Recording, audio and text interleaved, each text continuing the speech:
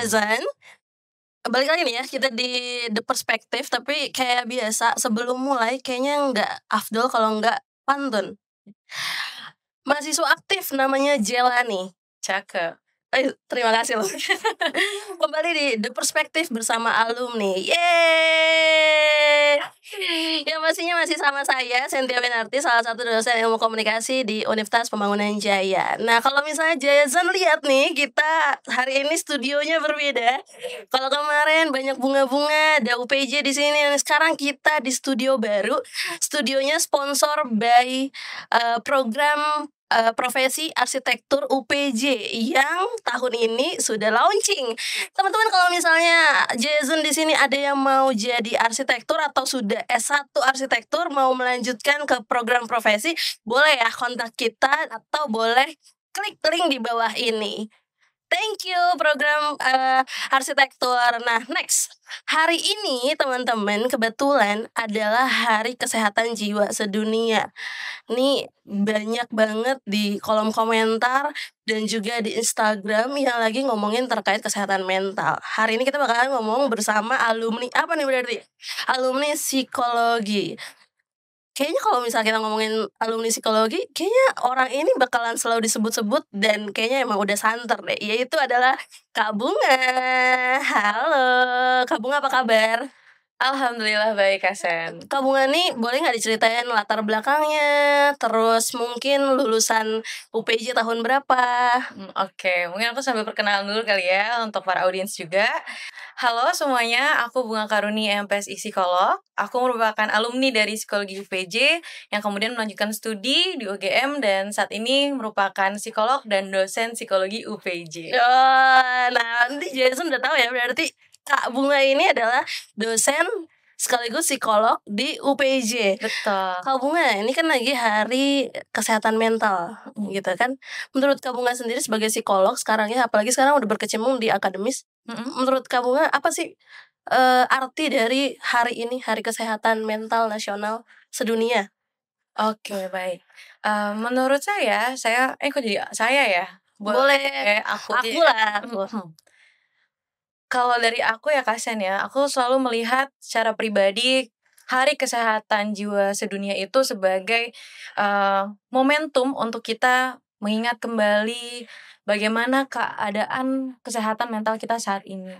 Kadang seringkali kita tuh lebih memperhatikan kesehatan fisik di saat kesehatan jiwa itu sama pentingnya. Betul. Setuju ya Kasen ya? Setuju. Karena saat kita melakukan kegiatan sehari-hari, saat kita melakukan pekerjaan, entah teman-teman kuliah atau teman-teman beraktivitas, sebetulnya kesehatan jiwa itu menjadi salah satu bagian yang membantu kita untuk produktif, untuk bisa memberikan yang terbaik dan seterusnya di samping kesehatan fisik. Jadi secara pribadi aku selalu melihat bahwa Hari Kesehatan Jiwa Sedunia ini menjadi wadah untuk kita refleksi, melihat kembali aku tuh baik-baik aja nggak sih, atau sebetulnya ini bisa jadi momentum untuk aku periksa gitu ya ke profesional, karena sebetulnya periksa ke profesional seperti psikolog atau psikiater itu bukan aib begitu. Betul. Ya, itu malah menjadi bukti bahwa kalian tuh peduli sama kesehatan mental kalian dan kalian ingin menjadi lebih baik dari sebelumnya. Seperti tadi itu menurut menarik ya kalau misalnya kita lihat bahwa Kak Bunga sempat mention di masyarakat kita itu banyak yang lebih peduli sama kesehatan fisik daripada kesehatan mental. Menurut Kak Bunga emang tingkat kesadaran masyarakat Indonesia terkait kesehatan mental tuh kayak gimana? Berdasarkan yang saya tahu, yang sempat saya kaji juga begitu ya, memang kesehatan mental itu untuk edukasi di masyarakat Indonesia itu masih rendah kalau dibandingkan dengan negara-negara maju gitu ya. Tapi trennya saat ini semakin meningkat, makin banyak orang yang tertarik sama terminologi psikologi seperti NPD. Gitu ya, insecurity, skizofren dan lain-lain. Jadi mulai meningkatnya kesadaran orang-orang tentang adanya kesehatan jiwa dan ada nama gangguan-gangguan psikologis. Ini mungkin menjadi hal positif sebetulnya ya, adanya tren peningkatan kesadaran terhadap adanya mental health begitu di masyarakat Indonesia. Apalagi udah banyak sosmed ya Kak? Iya betul. Jadi sosmed ini juga menjadi salah satu wadah akan terjadinya promosi kesehatan mental yang lebih garang begitu ya di masyarakat Indonesia. Cuman ya pasti ada downside-nya begitu ya. Apa tuh? Sen ya. Saya melihat di sini berbarengan dengan adanya kepekaan orang-orang terhadap kesehatan mental, mereka itu juga menjadi miskonsepsi. Apa aja miskonsepsinya berarti? Miskonsepsi di sini adalah di saat mereka melihat ada konten-konten tentang kesehatan mental, misalnya ciri-ciri bahwa kamu mengalami depresi misalnya gitu ya, itu mereka mulai melakukan diagnosis mandiri. Self-diagnose. Iya. Dan itu ternyata cukup kerap terjadi di kalangan Gen Alpha, Gen Z begitu ya. Jadi karena mereka tertarik dengan adanya terminologi psikologi, diagnosis psikologi gitu ya, mereka juga mulai tertarik untuk tahu apakah jangan-jangan gue kayak gini. Apakah jangan-jangan aku depresi, jangan-jangan aku autis misalnya gitu ya. Itu hal-hal yang cukup ekstrimnya yang terjadi di sosial media. Kalau teman-teman coba untuk lihat gitu ya, mungkin di sekitar teman-teman juga ada yang banyak melakukan self diagnose gitu. Jadi mungkin untuk saya jelaskan sedikit gitu ya, self diagnose sendiri itu adalah kondisi di mana saat kita itu mendiagnosis secara mandiri tanpa meminta pertolongan profesional untuk memverifikasi diagnosis tersebut. Seperti itu. Pernah nggak sih Kak Bunga, kakak tuh lagi dapat klien yang datang ke Kak Bunga, dia hasil dari self diagnosis, terus Kak Bunga bilang bahwa oh enggak, kamu baik-baik aja kok. Ada nggak seperti itu? Untuk kasus self diagnosis itu memang cukup banyak, di mana mereka berpikir bahwa mereka ini sudah masuk ke tahap depres gitu ya, atau depresi. Biasanya dalam menghadapi klien yang seperti itu, aku sangat hati-hati karena kita sebagai psikolog itu tidak boleh langsung mengatakan bahwa oh itu kamu salah atau kamu tuh sebenarnya baik-baik aja gitu. Justru kita sama-sama cari tahu apa sebenarnya yang terjadi gitu ya. Apakah ini bentuk lain dari gangguan kesehatan mental yang bukan disebut depresi gitu ya, misalnya kecemasan, gangguan kecemasan gitu ya, atau masalah traumatis gitu yang belum sampai ke depresi kayak gitu. Nah, menurut Kak Bunga sendiri miskonsepsi di Indonesia tuh apa aja Kak? Misalnya kayak ini mah kurang ibadah doang, atau ini mah, atau apa kayak gimana? Sebenarnya yang paling sering saya dengar sekarang tuh masyarakat gampang banget nuduh orang lain itu NPD gitu ya. Atau nuduh orang lain itu bipolar, skizo gitu ya. Kayak mudah sekali gitu. Nah, itu yang menurut saya mulai berbahaya. Seperti itu. Karena mereka sangat meyakini hal tersebut. Gitu. Apalagi jika itu sudah menjadi sesuatu yang disetujui oleh suatu kelompok. Misalnya seluruh Gen Z yakin bahwa ada satu tokoh masyarakat atau ada selebriti yang dia itu NPD lah, atau dia itu skizo lah, karena kayaknya itu banyak halusinasinya gitu ya, banyak halulu delulu kalau bahasa anak zaman sekarang gitu ya. Langsung dicap gitu ya. Jadi labeling dan self diagnosis ini menjadi miskonsepsi yang sering sekali terjadi saat ini. Nah, berarti cara paling efektif buat mengurangi itu kayak gimana tuh berarti Kak Bunga? Oke, sebetulnya kalau misalnya intervensi yang skalanya besar ya, misalnya dari hal pemerintah gitu ya, tentunya harus ada psikoedukasi yang merata begitu dari pemerintah. Bukan hanya di perkotaan pastinya. Betul. Jadi kita masuk ke daerah 3T juga misalnya seperti itu ya, yang masih sulit dijangkau. Dalam hal pendidikan dasar pun sebenarnya daerah 3T itu juga masih kurang mendapatkan pendidikan yang merata gitu. Ini menjadi PR pemerintah yang aku rasa memang jadi core of the core gitu ya, Kasen ya. Dari pendidikan dulu baru akhirnya melanjut ke psikoedukasi yang merata. Betul. Seperti itu. Karena biasanya terjadinya self diagnose, terjadinya adanya diagnosis mandiri, labeling ke orang lain gitu, itu karena darurat membaca pertama. Lalu juga karena kurang berpikir kritis gitu ya. Dan juga ya simple minded gitu. Rasanya pengen langsung aja lompat ke kesimpulan gitu. Nggak ingin tahu dulu hal-hal lain yang terlibat. Misalnya saat kita melihat ada edukasi di sosial media ciri-ciri depresi gitu ya, kita nggak benar-benar ngecek lagi gitu, apakah cuman itu ciri-cirinya atau ada dibarengin sama misalnya itu harus terjadi selama 6 bulan. Gak boleh cuman itu baru terjadi sebulan, terus sebulan kemudian kamu baik-baik aja, terus kamu lagi 2 bulan, itu berarti bukan depresi, misalnya kayak gitu ya. Jadi darurat membaca yang ada di masyarakat Indonesia ini juga menjadi salah satu faktor faktor domino begitu yang mempengaruhi adanya self-diagnose dan labeling diagnosis psikologis di masyarakat Indonesia. Artinya berarti kesadaran masyarakat terkait kesehatan jiwa ini harus dibarengi dengan pendidikan itu ya, siswa-siswanya gitu ya. Betul sekali. Nah, ngomong-ngomong terkait pendidikan berarti Kak Bunga kan sebagai alumni di UPJ ya. Betul. Gimana sih pengalaman Kak Bunga terkait kesehatan jiwa yang belajar di UPJ? Apakah di UPJ ada program-program khusus untuk kesehatan jiwa ini?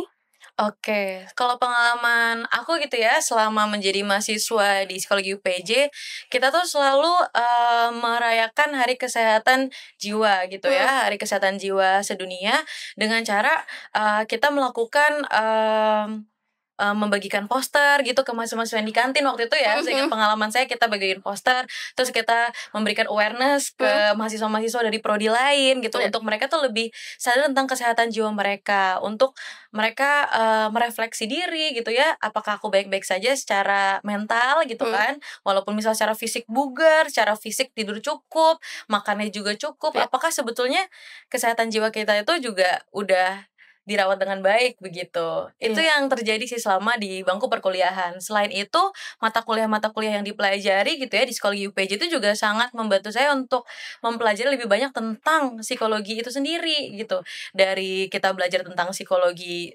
sosial, psikologi sehari-hari, terus hubungan antara biologis tubuh kita sama bagaimana kita merasa, berpikir, berperilaku, itu hal-hal yang sangat menarik dan juga menjadi modal yang terus kepake sih sampai sekarang untuk aku gunakan sebagai psikolog maupun dosen psikologi. Berarti kalau misal waktu zaman kuliah tuh ada mata kuliah yang ngomongin tentang di dalam tubuh itu ada saraf-saraf apa aja yang bekerja untuk psikologi gitu ya? Betul. Itu nama mata kuliahnya biopsikologi ya kalau nggak salah. Betul sekali. Atau biasanya psikologi faal kita sebutnya. Oh, itu dosennya siapa? Atau dosen yang paling favorit deh waktu di UPJ? Waktu itu karena kebetulan saya diajarin sama Mbak Gita, jadi waktu itu Mbak Gita sih yang mengajarkan gitu ya tentang biopsikologi itu. Dan sampai sekarang saya masih ingat sekali gitu, dimana waktu itu saya presentasi tentang Pavlov gitu ya. Itu apa tuh? Pavlov itu ada tokoh di mana dia itu yang mempelajari tentang classical conditioning, operant conditioning seperti itu. Dia menggunakan anjing begitu untuk melihat bagaimana reaksi tubuh makhluk hidup gitu ya, dan jadi disamain dengan manusia. Kalau misalnya dicubit gitu ya, dia bakal ngangkat bereaksi, kaki. Atau misalnya di saat dikasih makan berbarengan sama bel, dia jadi berpikir setiap dikasih bel dia akan dikasih makan, jadi berliur seperti itu ya. Itu menarik sekali. Kita belajar tentang proses sarafnya. Misalnya dari awal bahasan misalnya dicubit gitu ya. Saat kita dicubit kan pasti kita bereaksi, entah itu teriak atau kita kaget gitu ya. Nah, untuk kita muncul reaksi kaget itu ada proses. Dari kita dicubit, ada neurotransmitter, sinapsis ke sini ke belakang spinal cord. Dari spinal cord dia ngasih tahu ke otak bahwa oh ini tuh kamu dicubit sakit, baru akhirnya ngeperintah sensori indera kita untuk bereaksi, entah itu teriak gitu atau kita kaget atau menghindar seperti itu. Jadi itu menarik sekali sebetulnya. Wah, ini gara-gara ngomong ini saya jadi pengen kuliah lagi psikologi sih kayaknya. Dan menarik banget kalau misalnya kita ngobrolin psikologi, Kak Bunga. Ini kan berarti penting banget buat kesehatan setiap orang ya, bukan hanya anak-anak psikologi atau jayasan yang mau masuk psikologi. Artinya psikologi ini juga membantu banyak orang di berbagai bidang gitu kan. Menurut Kak Bunga, kesehatan jiwa ini seberapa penting sih kita terapkan atau kita sadar untuk anak-anak atau jayasan ini di bidang pendidikan dan juga kerja kali ya? Kalau kita umur segini mah udah pada kerja gitu. Oke, ini sebetulnya memang psikologi itu sangat berguna untuk seluruh usia sih Kak Sen ya. Untuk yang lagi bersekolah sekarang, yang sekarang sedang magang, yang sudah bekerja, yang sudah berkeluarga, psikologi itu selalu menjadi bagian dari hidup kita. Karena psikologi itu adalah ilmu yang mempelajari manusia itu sendiri. Dan saat kita ngomongin tentang kesehatan jiwa, kenapa sih kesehatan jiwa itu penting gitu ya? Karena kesehatan jiwa itu tidak kalah penting dengan kesehatan fisik. Misalnya nih Kak Sen tidur cukup, makan cukup, minum minuman yang sehat. Bergizi, jus gitu-gitu ya, tidur cukup, semuanya sehat secara fisik. Tapi ternyata Kak Sen itu kesulitan untuk meregulasi emosi misal. Maka akan kesulitan saat kita menghadapi masalah-masalah yang dimana tuh kesabaran kita diuji. Iya. Seperti itu. Jadi hal-hal seperti itu yang membuat kesehatan jiwa tuh sama pentingnya dengan kesehatan fisik. Saat kita hanya merawat kesehatan fisik dan kita melupakan kesehatan jiwa, akhirnya hal-hal yang berhubungan sama pikiran, perasaan dan perilaku kita itu akhirnya terganggu. Karena mikirnya ya udah gue emang kayak gitu. Ya udah gue emang dari dulu kayak gitu. Nah, berarti ciri-ciri paling standar kali ya, ciri-ciri paling dasar supaya Jason di sini tahu dia itu kenapa, ciri-ciri apa yang paling dasar yang harus diperiksakan gitu ke psikolog. Oke, baik. Sebetulnya memang yang paling idealnya adalah teman-teman melakukan check up psikologis begitu ya ke psikolog ataupun mengikuti ada entah kuesioner yang untuk memeriksa psikologis teman-teman gitu ya yang pengen tahu. Sebetulnya nggak ada standar apakah setiap hari atau setiap bulan di saat kita merasa ada yang salah aja.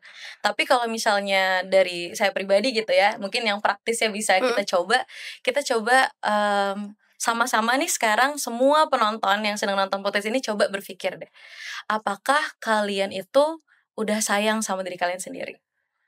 Kita mulai dari itu dulu. Kalau misalnya iya sih sayang, tapi ternyata lebih sayangnya atau lebih mendahulukannya orang lain. Nah, itu bisa jadi tanda-tanda bahwa kita tuh mungkin ada yang perlu diperbaiki gitu. Kayak gitu. Karena di saat kita memilih untuk sayang sama diri kita sendiri, kita akan mulai peduli sama gak cuma kesehatan fisik, tapi kesehatan jiwa kita. Kita akan cari tahu, apa ya yang salah sama diri aku? Kenapa ya aku susah untuk regulasi emosi? Kenapa ya aku tuh susah untuk bisa ngomong di depan umum? Selalu demam panggung gitu ya, gemeteran. Atau kenapa aku setiap ketemu bos aku, atau ketemu sama guru, ketemu sama kakak tingkat tuh aku selalu gemeteran, mual, nangis gitu ya. Nah, dari tanda-tanda seperti itulah yang akhirnya bisa mendorong kita untuk merawat kesehatan jiwa kita. Entah akhirnya pergi ke psikolog, atau misalnya ngerasanya kayaknya ini sudah cukup parah, bisa pergi ke psikiater, seperti itu. Jadi mulai dari mengevaluasi, melakukan refleksi, aku tuh udah sayang gak sih sama diri aku sendiri, itu bisa jadi salah satu cara. Lalu cara yang kedua adalah untuk kalian berpikir apakah kalian bahagia hari ini.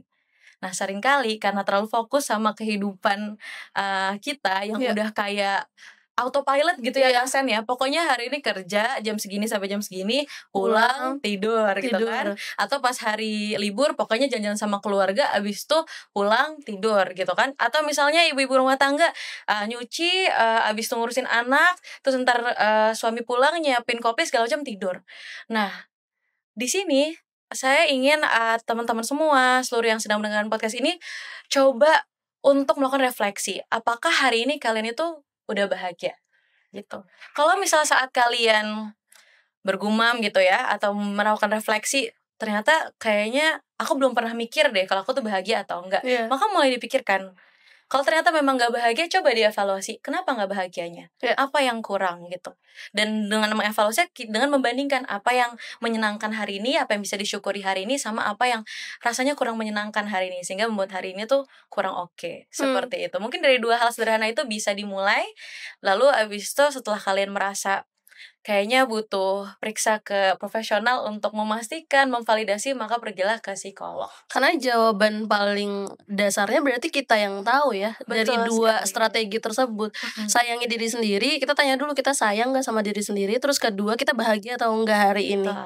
Wah, menarik banget. Artinya itu tuh secara holistik berarti kan Kak Bunga ya. Ada banyak peran juga tuh di situ, peran diri sendiri, peran lingkungan, termasuk keluarga mungkin ya, atau pasangan, atau kalau misalnya di sini ibu rumah tangga atau bapak rumah tangga, berarti anak-anak, terus teman-teman di kampus. Nah, menurut Kak Bunga, sebagai kita nih misalnya kita yang tidak lagi mengalami gangguan kesehatan jiwa gitu ya, peran kita tuh untuk orang yang sedang berjuang menghadapi kesehatan jiwa tuh harus kayak gimana sih? Oke, berarti kalau misalnya mungkin kita ngeliat ada orang lain yang kayak butuh pertolongan gitu ya. Kalau misalnya teman-teman sebagai bukan profesional psikologis tapi pengen membantu temannya begitu ya yang sedang kesulitan, memberikan tawaran bantuan seperti menanyakan kabar kamu hari ini bagaimana tuh udah jadi salah satu tindakan yang akan sangat bermanfaat. Karena banyak sekali orang-orang yang mungkin merasa terperangkap gitu ya, tidak tahu bagaimana cara minta pertolongan itu, nggak pernah ada yang nanyain, kamu kenapa, kamu baik-baik aja atau enggak, dan seterusnya. Jadi walaupun itu mungkin kesannya basa-basi gitu ya, Kasan Benar, ya, ya. tapi untuk beberapa orang yang mereka merasa terjebak sama masalah sendiri, itu hal yang sangat berharga dan bisa membantu mereka untuk keluar dari lingkaran masalah yang mereka tuh terus miliki gitu, seperti Atau itu. mendistraksi pikiran mereka terkait apa yang mereka rasakan, itu juga bisa juga nggak ya? Kayak ngajak jalan-jalan itu boleh nggak? Itu bisa jadi opsi juga. Kita tapi balikin lagi ke yang punya masalah, apakah mereka mau atau enggak. Berkenan atau enggak? Iya, jadi meminta konsen, meminta kesediaan mereka, apakah mereka tuh mau atau enggak diajak, itu juga bisa jadi salah satu opsi yang oke sih gitu. Nggak cuma sekedar menanya kabar kamu seperti apa, tapi misalnya karena dia kayaknya hari ini gloomy banget, pengen kita ajak happy-happy gitu kan, yuk kita mau nggak ngafe bareng atau jalan-jalan atau sekedar makan siang bareng aja. Itu mungkin akan sangat berharga untuk orang-orang yang ngerasa kesulitan untuk nge-reach out duluan. Seperti Oke. itu. Aduh, menarik banget ya kalau ngomongin psikologi nih, dari tadi kita nggak berhenti-berhenti nih, Nggak habis Jess, ya. ya nggak habis-habis nih. Nah, tadi Kak, kita balik lagi ke awal tuh. Kamu kan sempat ngomongin terkait literasi. Ya, literasi masyarakat Indonesia terkait kesehatan jiwa tuh memang saat ini masih rendah ya. Betul. Walaupun teknologi udah masif di mana-mana gitu ya. Orang banyak bikin konten juga terkait kesehatan jiwa juga di mana-mana. Tapi tantangan paling terbesar dari literasi kesehatan jiwa tuh menurut Kak Bunga nih, karena udah akademis psikologi, jadi saya tanya ini nih, apa tantangan terbesarnya buat kita masyarakat Indonesia tuh terkait literasi kesehatan jiwa? Oke, sebetulnya semua harus dimulai dari diri sendiri dulu. Kita nggak bisa nunggu pemerintah bergerak untuk melakukan psikoedukasi merata. Kita nggak bisa menunggu ada lembaga non-profit yang tiba-tiba mau membantu untuk meningkatkan literasi membaca orang Indonesia. Jadi sebenarnya paling simpel, kita mulai dari diri kita sendiri dulu. Saat kita mulai meningkatkan kemampuan kita untuk berpikir kritis, itulah kuncinya menurut aku, Kasen. Berpikir kritis itu kan berarti kemampuan kita untuk selalu mengevaluasi apa yang kita baca. Bener nggak sumbernya? Ini bener nggak kayak gini gitu ya? Ada faktanya nggak? Ada data-datanya nggak? Ada evidence base-nya nggak? Penelitian siapa yang ngomong kayak gini? Berdasarkan apa ada konten seperti ini? Karena walaupun ada hal positif dari banyaknya para selebgram atau para tiktokers yang menyuarakan tentang konten-konten kesehatan mental, downside-nya adalah di saat ada yang bikin tapi nggak pakai dasar-dasar evidence base yang jelas. Nah, misalnya cuma berdasarkan pengalaman yang sangat subjektif ya, Kasen ya, atau cuma berdasarkan saya dengar dari sini, saya dengar dari situ, atau cuma dari bahkan website yang tidak kredibel gitu. Itu yang mengkhawatirkan. Nah, karena kita nggak bisa nunggu orang lain atau pihak luar yang membantu kita untuk meningkatkan literasi kesehatan mental yang baik, maka harus mulai dari diri kita sendiri kayak gitu. Jadi kendalanya adalah meningkatkan kemampuan berpikir kritis masyarakatnya. Seperti itu. Jangan pas ada video TikTok ngomongin kesehatan jiwa langsung percaya gitu ya.